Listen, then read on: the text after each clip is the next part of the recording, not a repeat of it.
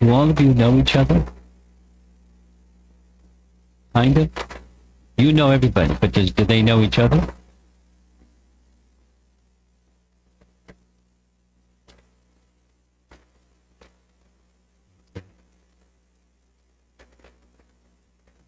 Well, I was requested to speak on some topics from Ramayana, and I picked one of the three options from here. But I thought I would invite those of you that like Ramayana and ask for some Ramayana topics to speak 3 to 5 minutes on the other two. Searching for volunteer to speak about qualities, dedication, devotion of Bharata for God. Their qualities, dedication, and devotion to God. With some of the rest of Ramayana. Sleep. Okay.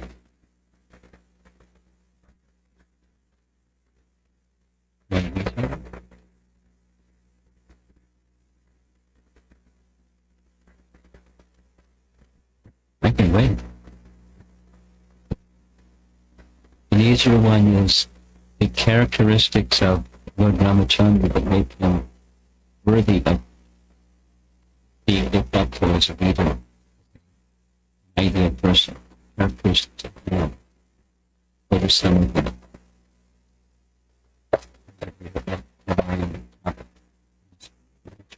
Some things like that.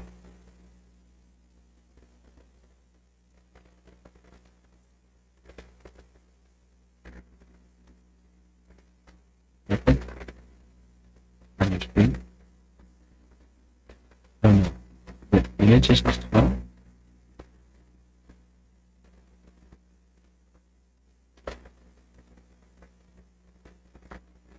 Realistic. It is brutal. This doesn't look like that. Okay. Well, maybe I've intimidated him.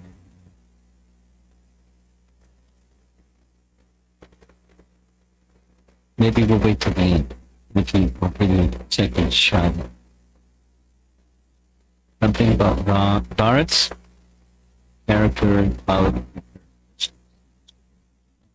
Specifically, what makes Ram so worshipable, worthy of being served.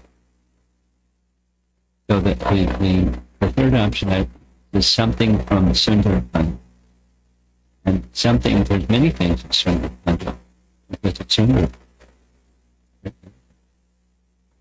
Here's a little story. This is not from the Ramayana, it's just a story. Someone that tells Ramayana stories. When Valmiki was preparing to write Ramayana, he asked Hanuman what should he name this section that is about him. And he said, well, whatever you do, just don't tell Hanuman. So Valmiki said, I was thinking of calling it Sundu.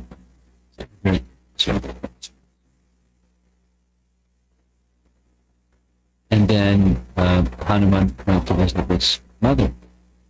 And when he went to visit his mother, he called out the distance. He was coming. And she replied, O Sundara, O Sundara. Why are you addressing me as Sundara? He said, maybe you don't remember when you were small. That's how I used to address you. As Sundara. Your mothers have affection for their child. I think their child is beautiful. So he went back to Valmiki and said, don't put Sundara. He said, it's too late, it's already done. Change it now. And then there's this further explanation of why Sundra. There's the our acharyas have given 8 or 9 different. What is there Sundra about Sundarakanda? And so many nice things about why it's Sundarakanda. But the character, principally the character of Hanuman, is revealed in Sundarakanda. And all his characteristics are quite amazing. From the very first, of course, he's an eternal associate. He's eternal associate of Lord Ramachandra. So when Lord Ramachandra appears, his eternal associates also appear with him.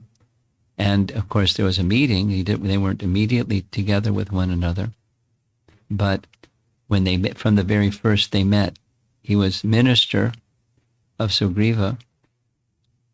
And he was sent to, in a disguised feature, to check out, is he friend or foe? Because Sugriva was kind of intimidated by his brother. Who knows? But as soon as Hanuman was before Ram, even before they had an exchange, he instantly knew, not only he's friend, but he's my Lord. And he, without being asked to identify himself, he identified himself, everything, even in that disguised Brahmin feature. Anyway, it's a nice, Ramayana is very nice. When he is traveling to carry out the mission, because Ram trusted and entrusted him. There's some details of the steps that went through, Ram examining Hanuman from the very first they met. It's very interesting. He didn't speak to Hanuman. Hanuman spoke to him, and Ram spoke to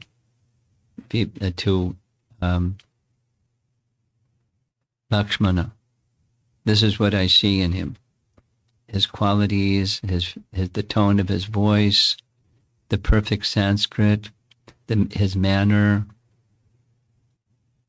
He's evaluating him because he has an important mission. The important mission is finding Sita. So when he gave his ring, said, I trust you will find her. And there's 2 things. Find her and report back where she is.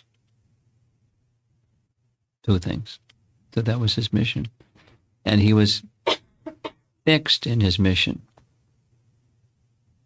And it's so many nice things, but the part that I want to read, some of you may be familiar with this particular rendering. It's Krishna Dharma, is a disciple of Prabhupada, lives in the UK. And it's primarily Valmiki Ramayana, and there's some excerpts from other places that he chose to insert in his Ramayana. But the scene I want to read from is where Hanuman reached Lanka. He punched Lakini when she tried to stop him. And then she realized this is that prophecy that said, Lanka will be destroyed when a monkey comes. And this is it. So she ran to tell Ravana what happened. And Hanuman figured out different ways to go searching every nook and corner, every part of Lanka, and couldn't find her. And I'm going to start from there. No, it's not in this particular rendering of Ramayana, but it's something that I like especially because it happens in life for us. When you have something that's important to you, a service or whatever it is, and it's not happening, one can get discouraged. So the Ramayana version that I like, he's perched on a wall the top of a wall and considering, looks like I've failed. How can I go back and tell Ram I failed? I came all the way here and I failed with it, great risk, and couldn't find her, couldn't verify that she's here. Although we already know she's here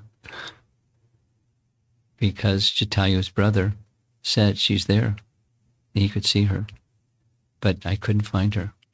So what does he do? What do we do when it's not happening? It's something that's really important, like life and soul important. It's not happening because the instruction of Ram is his life and soul. So the version that I like is his determination just doubled. Somehow. Obstacles, doesn't matter. Somehow I must find her. So this is a little bit different than that. Here's what it says.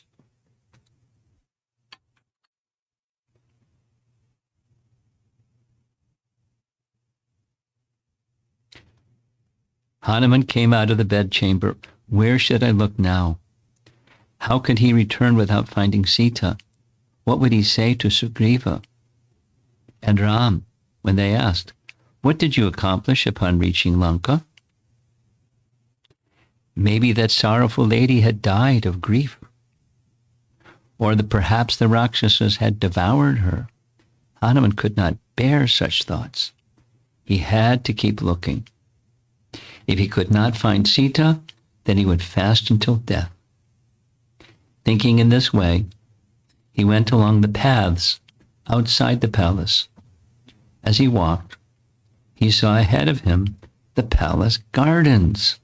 They had not been searched.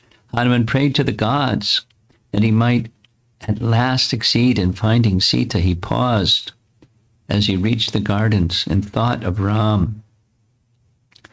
Thrilled at the prospect of finding the princess, he leaped up on top of the surrounding wall. From his vantage point, Hanuman surveyed the lovely grove, which was lit by the moon. He's a good writer. A sweet fragrance reached his nostrils as he looked over the large enclosure. He saw blossoming trees of every kind, as well as silvery creepers and golden shrubs. Flowers grew everywhere along the sides of immaculate lawns. Peacocks and parrots perched on the trees, along with many other varieties of colorful birds. Hanuman ran quickly along the wall, carefully examining the garden. He jumped from tree to tree, and they shed their flowers, making the earth appear like a richly adorned woman.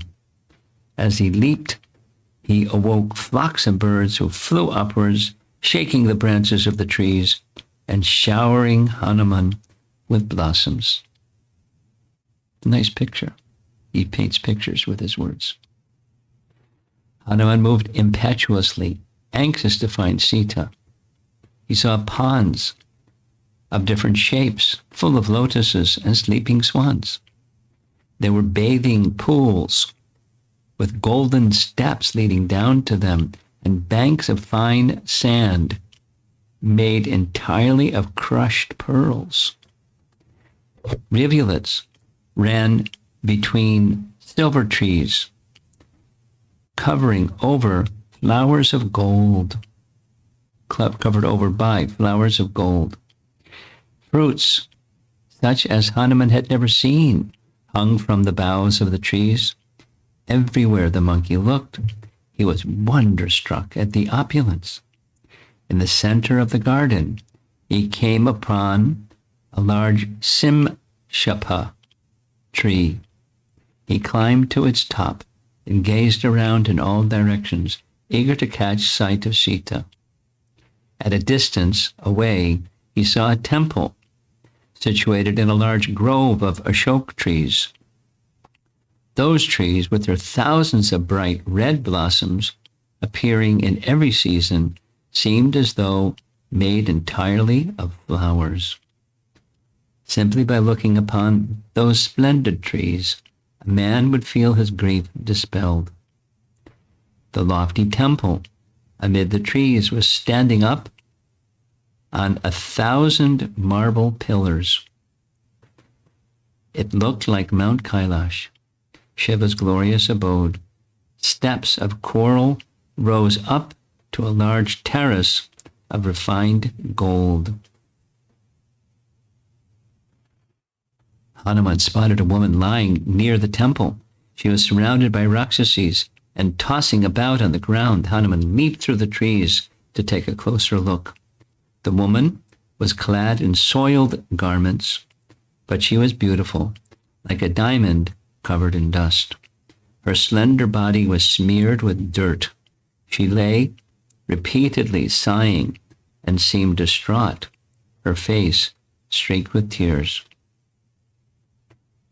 This was surely Sita. Hanuman felt his heart leap with joy, but it was agony to see her in such a wretched condition, appearing in every way like the eclipsed moon. Although fallen to the ground and weeping, she spread about her a golden luster. Enmeshed in a mighty web of grief, she seemed like a flame intertwined by smoke. Her dark eyes, with her long black lashes, darted about helplessly like those of a fawn snared by a hunter. Hanuman gazed upon her. He recognized the celestial yellow garment he had seen waving in the breeze when Ravana had passed over Rishimuka. This was undoubtedly the lady seized by that demon. The monkey gazed with sorrow at the princess. How powerful and inscrutable was destiny! Sita was the daughter of a king and the wife of an invincible hero. Yet she was now suffering torment. She was gentle, kind, and always virtuous, undeserving of any pain. How, then, had she been placed in such terrible circumstances? It was inconceivable. Hanuman thought of Ram. How could he now best fulfill his Lord's purpose? Sita was difficult to approach because she was surrounded by hundreds of fierce Rakshasas. Hanuman examined them carefully. All of the Rakshasas were ugly and grossly misshapen. Some had one eye in their foreheads. Others had huge ears that covered their bodies. Some had heads like boars, tigers, buffalo, goats, deer, and foxes. Some of their heads shrunk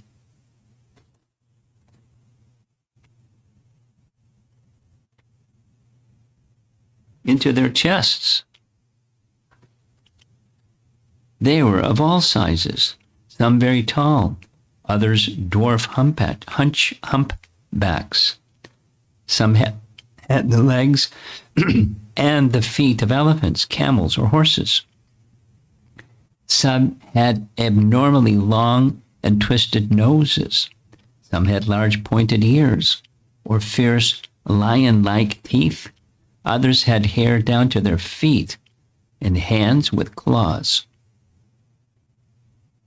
The sight of the Rakshasas made one's hair stand on end. They clutched various types of weapons, or stood or sat about Sita, watching in all directions. In their midst, the noble princess seemed like the moon besieged by malevolent planets. Hanuman thought carefully. He remained hiding among the boughs of the tree. Dawn was approaching, and the sky to the east was beginning to lighten. Just at that time, Ravana was being awakened. Musical instruments were played and poets sang his glories. The demon rose up with his hair and garments in disarray, still intoxicated by strong liquors he had drunk the night before. Immediately, he thought of Sita. Quickly arranging his dress and Adorning himself with every kind of ornament, Ravana went out of his rooms towards the gardens and made his way hastily to the Ashok grove. Behind him, 100 beautiful maidens, their large hips and breasts swaying as they struggled to keep up with him. They carried whisks with golden handles, oil torches, pitchers of wine, and pure white umbrellas. Their gold ornaments jangled together, and flowers fell from their hair in garlands as they ran. Moving behind the demon, they appeared like flashes of lightning, following a cloud. Although he possessed great power, the evil-minded Ravana was a slave to his lusty desires. With his mind fixed upon Sita, he passed through the golden, gem-encrusted arches at the entrance of the Ashok grove. In a god-like human form, he headed straight for the place where Sita lay, longing to get another sight of the divine princess. As he walked, he composed poetic phrases in his mind to win Sita over. Hanuman, concealed in his tree, heard the tinkling of ankle bells approaching. He looked around and saw Ravana making his way along the path, illuminated on all sides by bright torches. The demon moved quickly with his slanted, coppery eyes staring straight ahead. He was adjusting his upper garment of pure white silk, embellished with flowers and pearls. Preoccupied with thoughts of Sita, he got his golden armlet entangled with his necklace of shining jewels, and he struggled to release it as he strode along the path. Hanuman remained completely still as Ravana passed by the tree where he was hidden. Once the group of women had passed by him, however, Hanuman leaped down and silently followed them towards Sita. The monkey hid behind the trunk of a large tree close to Sita and cautiously peered around it to see Rama's glorious consort seated on the ground, trembling at the sight of Ravana approaching her. Her knees were drawn up to her chest as she held them tight with her arms. Ravana, who appeared youthful and majestic, and who shone with a brilliant aura, stood before the princess. She looked miserable and stricken, like a rope creeper torn from a tree and thrown to the ground.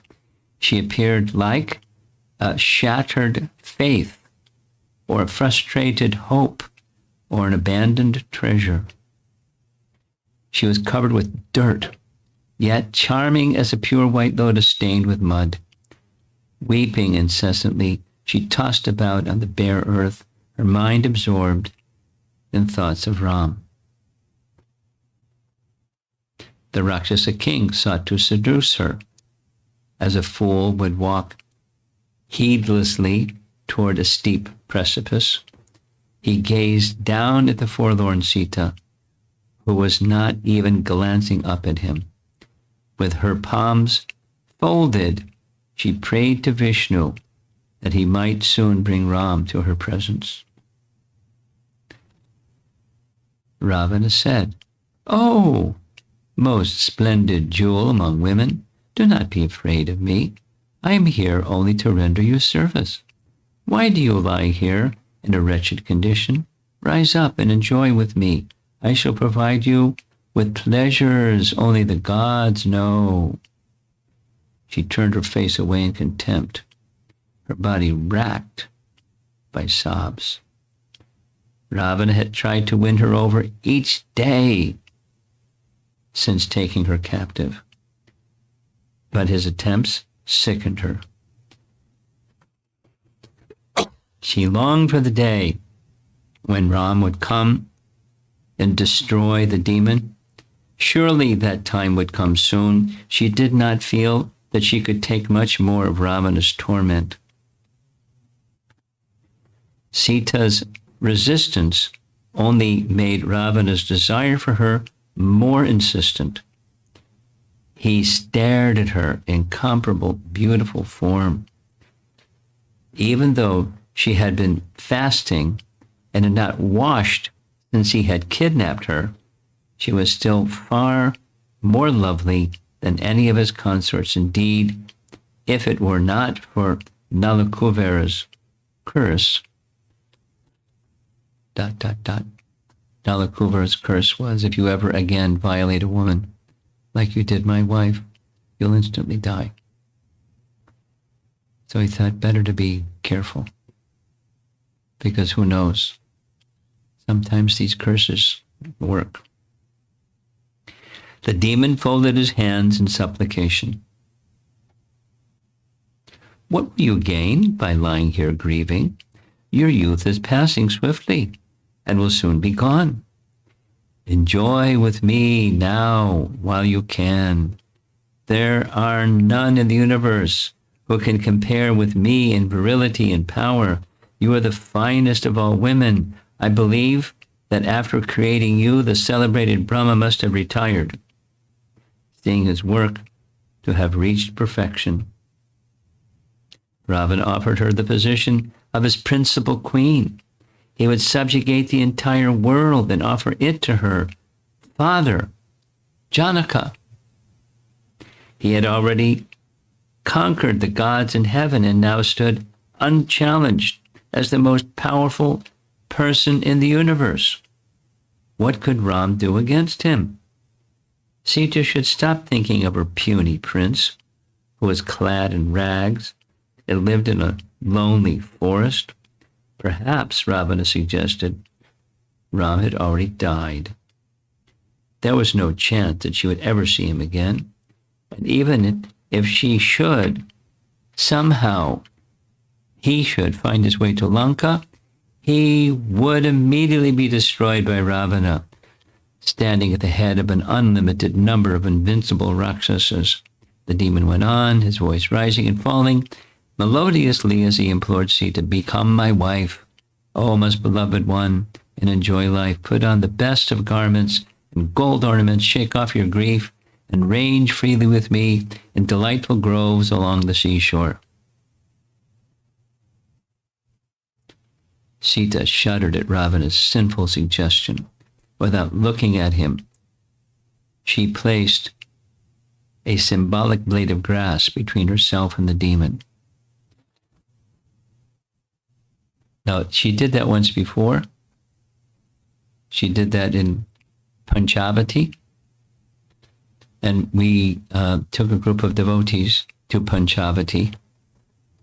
And one devotee named Shamakant gave an hour and a half class covering the, whatever it is, 11 different explanations given by acharyas. What was the significance of that blade of grass? It's very beautiful, very poetic, symbolic, and she did it again in the Ashok Grove.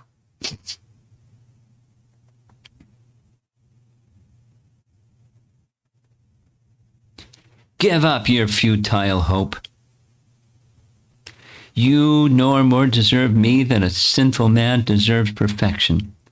How do you expect me to perform an act condemned by all pious women? How do you imagine that I will rest upon the arm of any other man after I have once rested upon Ram's arm? Do you not realize that molesting the wives of others leads only to destruction?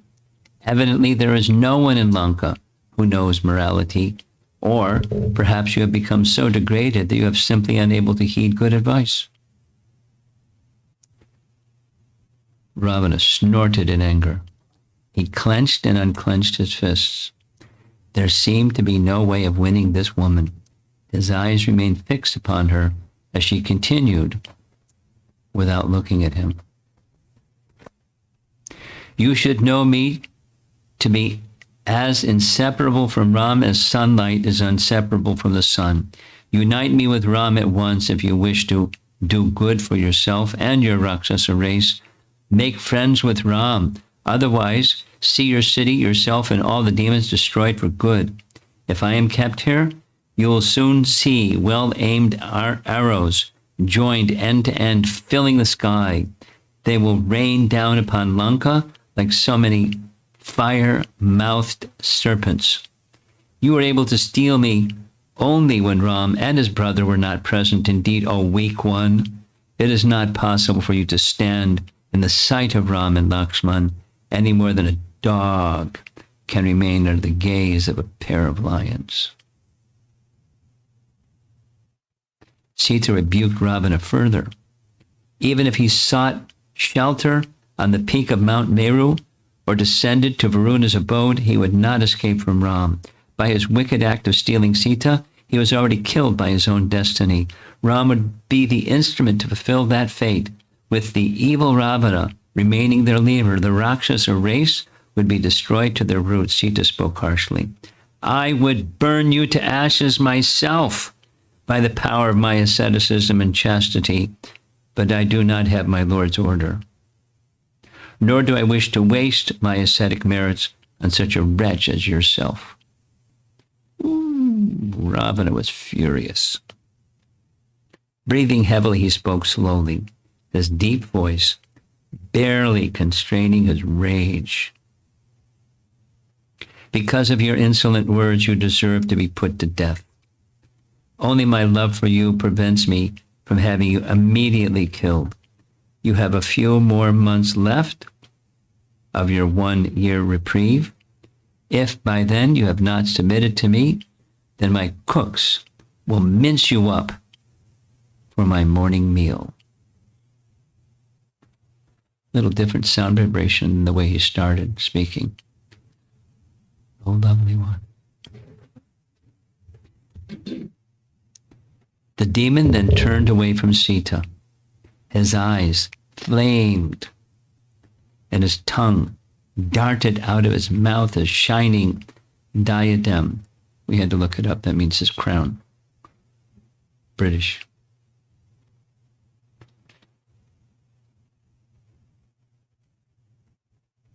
His shining diadem and his broad, powerful shoulders shook with anger. His red robe swirled about him as he walked away, and his large, reddish gold earrings swung back and forth. With his dark blue waistcloth, he appeared like a mountain topped with crimson oxides and lit by lightning bolts. As he left the grove, he turned to the Rakshasas. Use whatever means you can to change the princess's mind. By soft words, by coercion, by threats, force her to submit. Dissuade her from thoughts of Ram and convince her to accept me. This will be your own interest, O Rakshasas. With a roar of frustration, Ravana left the garden, his heavy footfalls receding into the distance. As Hanuman continued to watch, the fierce Rakshasas began to harass Sita, asking in rasping and grating tones why she was reluctant to accept Ravana as her lord. The Rakshasa king was the son of a great rishi. He had vanquished the 33 principal gods in battle. Even Indra could not stand before him. Now that very Ravana was bowing at her feet, begging for her favor, he was prepared to renounce his principal consorts, the chaste and beautiful Mandodari, for Sita's sake. Numerous Rakshasas cajoled Sita in various ways. They told her to stop pining foolishly for Ram, a mere human. Of what consequence was Ram when compared to Ravana? She obviously had no idea what was best for her. Sita turned away from the Rakshasas. Their advice was useless. She could no more abandon Ram than heat could abandon fire. She spoke with tear-filled eyes. Devour me if you will. I shall never become Ravana's wife. As Sachi waits upon Indra, as Arundhati upon Vashishta, and Rohini upon the moon god, so do I always wait upon my lord. The Rakshasas were filled with rage when Sita rejected their counsel. They resorted to harsh and threatening language, licking their protruding lips. With their dart-like tongues, they raised their axes and other weapons at Sita. Sita stood up and walked toward the tree where Hanuman was hiding, with a group of Rakshasas surrounding and intimidating her. Seeing her approach, the monkey quickly climbed up into the branches of the tree. As he looked down from the tree, he saw Sita severely afflicted by her Rakshasi guards. They spoke fiercely. "Submit to Ravana, or princess, or this very day I shall tear out your heart and eat it."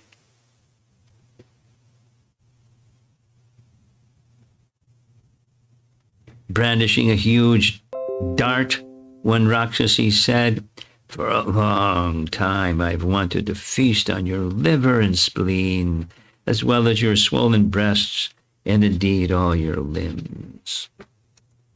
Hanuman burned with anger. He felt the impulse to leap down amid the Rakshasas and immediately thrash them, but he restrained himself, intelligently waiting for an opportunity to first speak with Sita. If he revealed himself now, there would be chaos, and the chance to reassure Sita would be lost. Continuously tormented, Sita fell to the ground weeping. She cried out to the Rakshasas, "A human woman is not fit to be the wife of a Rakshasa king. Therefore finish me now, Rakshasas. End my misery." She embraced the tree, calling out Ram's name. Her face was pale, and she shook with sobs. She tossed about her head. As she tossed her head about, her long braid of hair writhed like a black snake. She wondered what kind of sin she must have committed in her past life, that she must now endure this suffering. If it were not for her longing to again see Ram, she would have ended her own life. How could she endure another visit from Ravana? She turned to the Rakshasas, who were still threatening her as she lay clutching the tree. "O wicked one, I would not touch Ravana even with my left foot. That evil one should understand it now. I would not go to him, even under threat of being transfixed, hacked to pieces, roasted in fire, or hurled down from mountain peaks." The princess thought continuously of Ram. Why had he not come to rescue her? Surely he had not abandoned her. Perhaps he did not know where she was, but Jatayu must have told him. Or maybe the bird died before getting the chance. If Ram knew her to be in Lanka, then without doubt he would have reduced the city to ashes by now. The ocean would present no problem. Ram's fiery arrows would dry it up in an instant. But what if Ram had perished from grief, being unable to find her? Lakshman would also die, seeing his brother gone. Maybe after losing her, Ram had practiced yoga and become detached from worldly things such as love for his wife. But that could not be possible. In one like Ram, he would never become detached from his duty. Protecting one's wife was always the duty of pious men. She lamented, thinking only of her husband. She envied the perfect mystics who had transcended the dualities of happiness and distress. For them, the loss of relatives did not cause any sorrow, nor did they long for any pleasing thing. If only she could experience that peace. As she lay absorbed in such thoughts, a Rakshasi named Trijata stepped forward and restrained her companions. She had just risen from sleep and told them of a dream she had experienced. Trijata is like a mystic Rakshasi. She was known for being like having visions. "I saw a shining personality who was surely Ram, mounted upon a celestial chariot drawn by 1,000 horses and coursing through the air. He was united with Sita. The couple wore white robes and white garlands, and were ablaze with splendor. I also saw Ravana, robed in black, with a red garland and sitting on a chariot drawn by asses. Chidrata described her dream in detail. Ravana had entered a fearful darkness, his body smeared with excrement. She saw all of Ravana's sons and ministers with their heads shaved and bodies bathed with oil. She saw Lanka being set alight by an agile monkey, and all of the Rakshasas disappearing into a pool of cow dung. Interesting dream. The Rakshasas knew the science of interpreting dreams. It seemed from Trijata's dream that a great calamity was about to befall Ravana. Sita was heartened by Trijata. She sat up, and as she did so, she felt her left eye throbbing and her left arm palpitating. This was an auspicious omen. That omen, along with Trijata's dream, gave Sita hope. She felt that Ram must surely be near. The Rakshasas fell away from her, some of them running to report to Ravana. End of chapter. The part that I wanted to read I didn't get to yet because it was much longer than I thought it was. But how Hanuman uses his speech step by step by step to pacify Sita and her uncertainties, and it's really a nice section. Sundarakanda.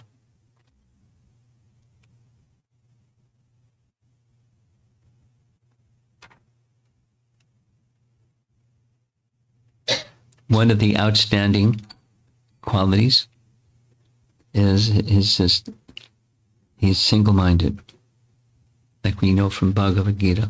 Vyavasayatmika buddhi ekeha kuranandana.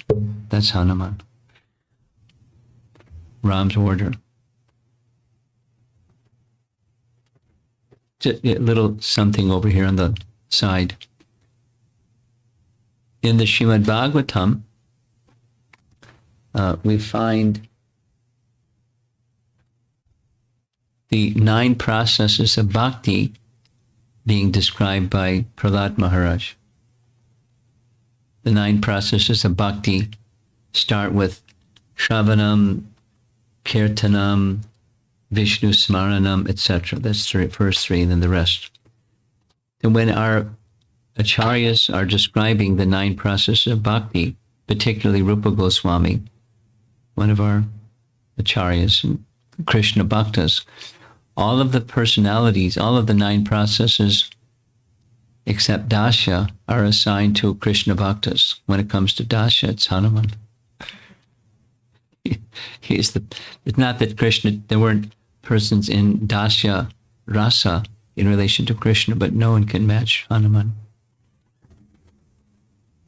And with that service mood, he had all intelligence. Of course, he was in the past time, he was blessed this way, that way, the other way by the demigods, etc. And besides that, it's just his nature. But he very, very carefully, before acting, he would consider, what would be the consequences if I did this? What would be the consequences? And very quickly reached conclusions. That is to say, because of his temperate spirit, super soul, Krishna within, or Lord Ramachandra within, gave him guidance in how to do the right thing in the right way. The one nice quality also was he was very humble, along with valorous. He volunteered to Sita, just give me the word and I'll destroy all these Rakshasas, that they've tormented you this way. This comes later when Sita is informed by Hanuman that Ravana is dead and Ram has arrived and he wants to see you. He volunteered, let me destroy all these Rakshasas. She's very generous. Says they're just following the bidding of Ravan, and Ravan is dead now, so they won't be troubled further. So spare them. But when he volunteers with his valorous side to carry her back to Ram, she gives this and that and the other reason why it's not a good idea. And it says, besides, Ram is the one that should redeem me. So his shoulders sunk and accepted, you're right. So he could accept, someone that's very intelligent and very valorous. Many cases can't hear what other people have to say because they're always right. But he was very humble, and he understood what's right is right, whether it came from me or whoever it comes from. Ideal servant. Ideal servant.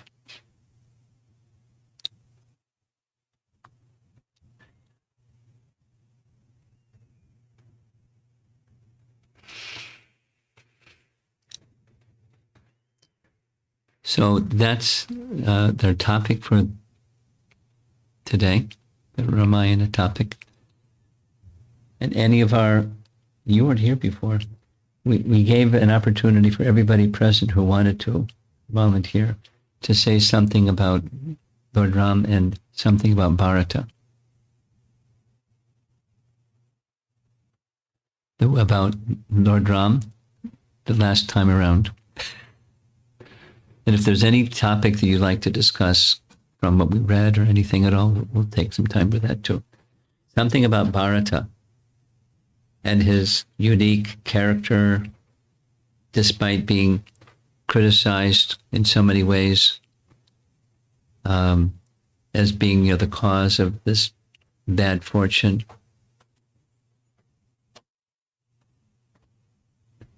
For Ram being banished, receiving blame. He withstood it and cleared his name, etc. So, Bharata or Ram, anyone like to speak something? Okay.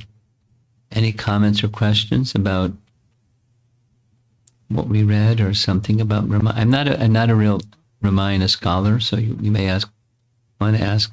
I'm used to people asking questions I don't have the answers to, but I can find out. Because I know people that very well read in Ramayana. Yeah? Hare Krishna Maharaj. I think you better sit somewhere else.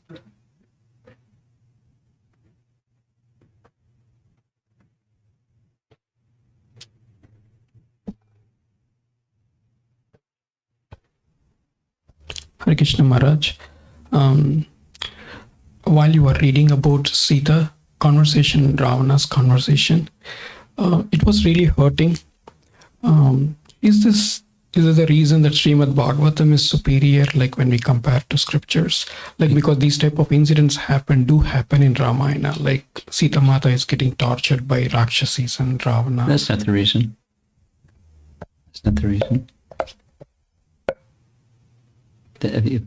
Rather, the reason is primarily there's two primary reasons. The primary reason is, at least according to Bhagavatam, amongst all the avatars, there's one amongst all the avatars that's the source of all the avatars. And Swayam Bhagavan Krishna is the source of all the avatars. So that makes Srimad Bhagavatam special, because although the other avatars are also described, there's several chapters about Lord Ramachandra. Extensively, the source of all avatars is described. And then the second reason is the degree of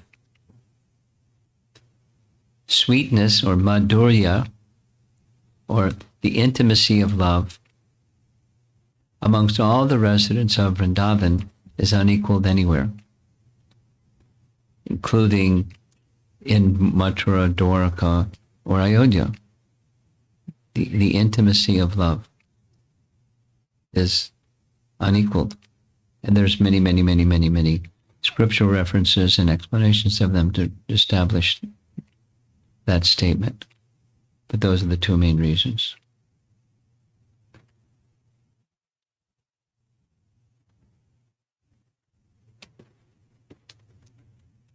Krishna Maharaj, Lord Rama could have killed Ravan in multiple ways. Mm-hmm. Is there, does the Shastra speak of any incident or pastime that it had to be through Mother Sita, or Mother Sita had to go through this suffering? Well, it's not. It's a loaded question.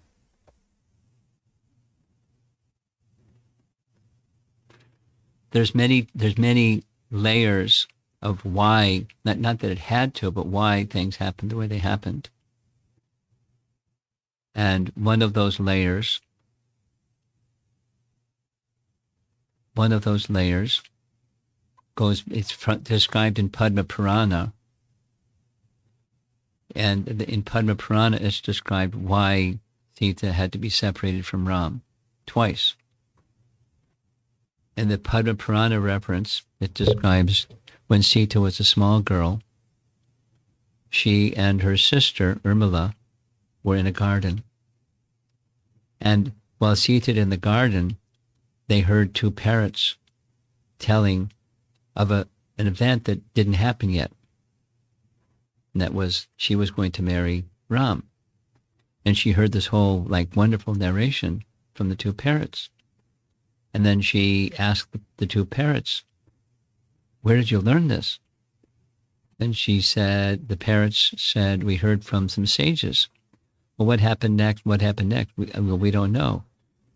Well, so then she separated the male and the female parrot. And the female parrot was crying and crying and crying and said, "You will have to undergo the same suffering that I'm experiencing. I'm being separated from my husband, my consort," or something. I mean, there's more details, but something to that extent. So, although it was just a parrot, don't mess with parrots in the garden. So there was a curse, and it was fulfilled. There's many, many other 9 different explanations of why that misfortune came, how to understand such a misfortune. Another level is the intensity of love in separation. This is a science of rasa, but there's love when lover and beloved meet, and there's a kind of love or intensity of love when there's separation. And to experience that intensified love and separation, Sita was taken from Ram. And here's another one that the Sri Vaishnava Acharyas, particularly Govindaraj, presents a lot in his commentary, which is from the moment that Sita wanted to have the golden deer, without consideration of what was Ram's happiness, it was her happiness. From that point, she was acting like a living entity that turns away from the Lord. And a living entity that turns away from the Lord has to undergo hardship. And then, so that was the hardship. And then what takes the living entity that's gone away from the Lord to come back is being rescued by a representative of the Lord, or Guru. So Hanuman performs the function of Guru. Now Sita is Sita. She's the eternal potency of the Supreme Lord, etc. But she's acting by Leela like a living entity that's turned away from the Lord. And then to find her and restore her back to the Lord was the rest of the pastime of restoring Sita, redeeming Sita. So it's to teach according to the Sri Vaishnava Acharyas, according to Ramanujacharya, which he understood from Jamunacharya. Ramayana is a treatise on surrender, Sharanagati. So although it's about Sita and Ram and everybody else, everything in the background is the treatise of surrender to the Supreme Lord. Despite whatever might be happening, surrender to the Supreme Lord and you'll be protected. That's the entire Ramayana, according to Sri Vaishnavas, is a treatise on that point. And it has different primary aspects and sub-aspects of those primary aspects.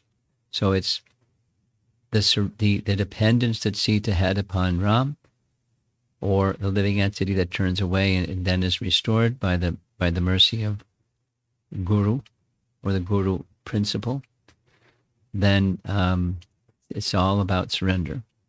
So surrender takes, when you've turned away, because otherwise, where's the surrender? The perfected souls are not needing to surrender; they're surrendered. They're in the care of the Supreme Lord. So it's a pastime, it's a story or pastime to teach that lesson.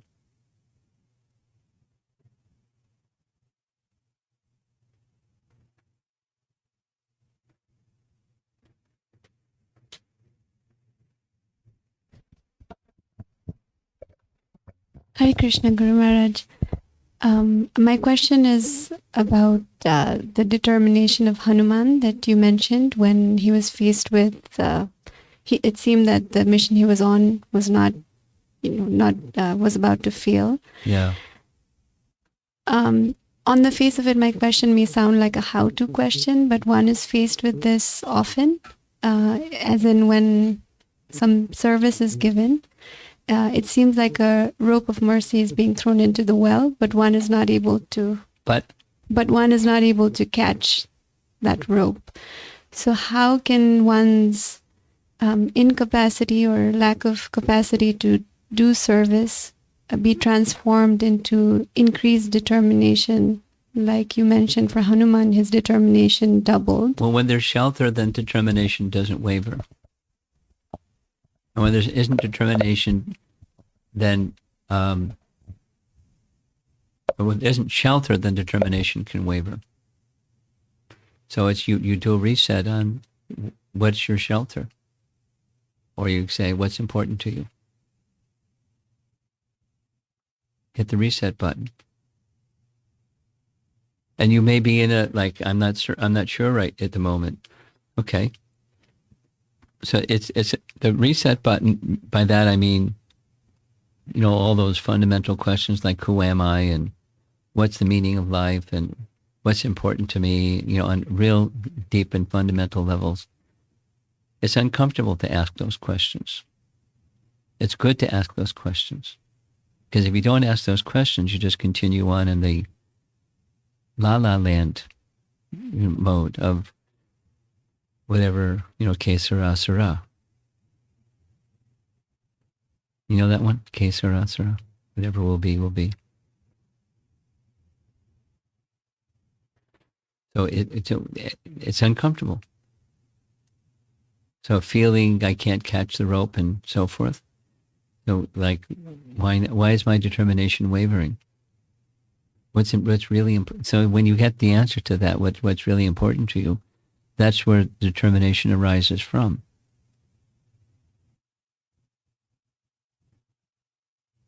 What if I feel I'm not capable? Then you go to Rupa Goswami and you have hope against hope, because the hope, even you're not capable, is that Krishna is merciful, or in this case, Ram is merciful. He'll enable me to do that which I'm not capable of because he's merciful. That's our hope. And then what's important to you, put the two together and you got determination. And that's how you live your life.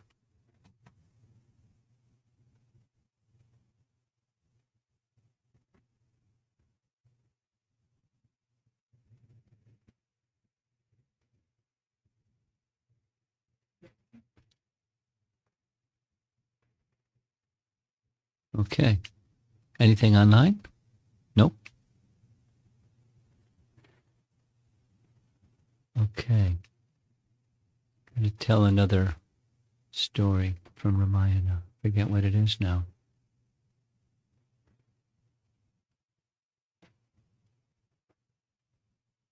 It was something about Hanuman.